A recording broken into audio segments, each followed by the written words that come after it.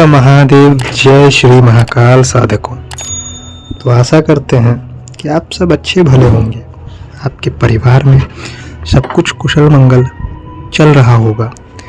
तो आज जिस विषय पे हम चर्चा करने वाले हैं वह विषय बड़ा ही रोचक है और हमें लगता है कि यह विषय आज के डेट में हर एक दूसरे तीसरे साधक के साथ यह परेशानी या यह सारी चीज़ें हैं और इसी कारणवश हम इस विषय पर आज चर्चा करने चाहते हैं। और यह विषय आप लोगों के लिए बड़ा ही ज्ञानवर्धक होगा और अगर हो सकता है कि आप लोग भी इन सब चीज़ों से जूझ रहे हैं तो आप इसका उपाय कर लेंगे और आप इस उपाय से अवश्य ही आपकी यह परेशानी ठीक होगी। तो अब हम चलते हैं अपने विषय की तरफ कि आज का विषय क्या है।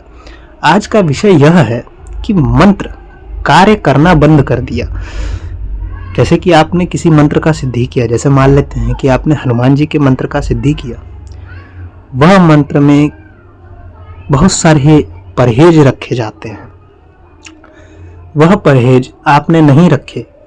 वह परहेज नहीं रखने के कारण वह मंत्र आपने प्रयोग किया, उस मंत्र की जितनी ऊर्जा थी उस ऊर्जा के अंदर में या उस ऊर्जा के उतना ही आपने काम किया, वह मंत्र की ऊर्जा हो गई समाप्त। अब समाप्त होने के बाद वह मंत्र में दोष भी लग गया और आपने उस मंत्र को फिर जाप भी नहीं किया। आप दूसरी बार उस मंत्र से कार्य लेने गए तो आपका कार्य नहीं हुआ।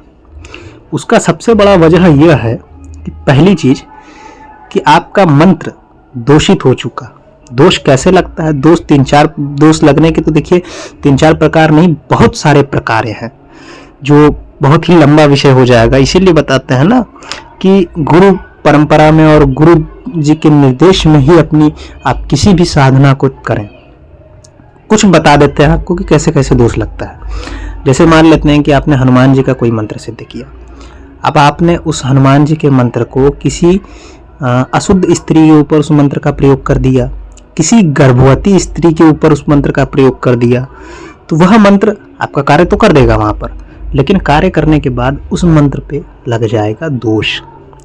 और जब वह मंत्र दोष लग जाएगा तो वह मंत्र आपका अगले बार से कार्य करना कर देगा बंद। तो यह एक हो गया। दूसरा क्या हुआ? दूसरा एक चीज़ यह होती है कि जैसे कि मान लीजिए कि आपने किसी साधक के ऊपर कोई मीठा या कोई भी वस्तु अभिमंत्रित करके किसी साधक या किसी जानकार व्यक्ति के ऊपर उसका प्रयोग कर दिया। अब उसकी ऊर्जा और आपकी ऊर्जा, दोनों ऊर्जा का आपस में हुआ टकराव। टकराव होने की वजह से आपकी ऊर्जा कम पड़ी या ज़्यादा पड़ी। अगर ज़्यादा पड़ी तो कोई बात नहीं है, आप विजयी हो गए। कम पड़ गई तो कम पड़ने की स्थिति में आपकी ऊर्जा खत्म हो गई। ज़्यादा भी पड़ी तब भी उसमें भी टकराव में ऊर्जा खत्म होती है। जैसे कि आप दो लोहे को लेकर के आपस में घिसने लगिए तो दोनों में से चिंगारियां निकलेंगी, दोनों में से थोड़ी थोड़ी लोहे कटेंगे। अगर दोनों धारदार नहीं है तो दोनों को एक साथ घिसेंगे तो दोनों ही गर्म होकर के दोनों में से ही जो लोहे का अंश है या जो भी लोहा है वह दोनों में से ही कट जाएगा। थोड़ा थोड़ा थोड़ा थोड़ा दोनों में से ही गायब होगा। कुछ में हो सकता है कि किसी में ज़्यादा हो, किसी में कम हो। इसी प्रकार यह भी चीज़ें होती हैं। तीसरा क्या होता है? तीसरा यह होता है कि जैसे कि अब मान लेते हैं कि आपने किसी अधर्म कार्य के लिए आपने मंत्र का प्रयोग किया, आप अधर्म कर रहे हैं फिर भी आपने प्रयोग किया तो उस कार्य में भी आपकी ऊर्जा छिन्न हुई, उस कार्य में भी आपको दोष लग गया। तो यह कुछ प्रमुख चीज़ें थी जो हमने आपको बताया। बाकी बहुत सारी चीज़ें ऐसी होती हैं। अब जानते हैं कि इस दोष से छुटकारा हम लोग कैसे पा सकते हैं। सर्वप्रथम यह प्रयोग आपको करना कब है? यह प्रयोग आपको मकर संक्रांति के दिन सुबह में करना है। जब संक्रांति लगने वाली होती है उस संक्रांति के लगने से पहले यह प्रयोग आपको कर लेना है।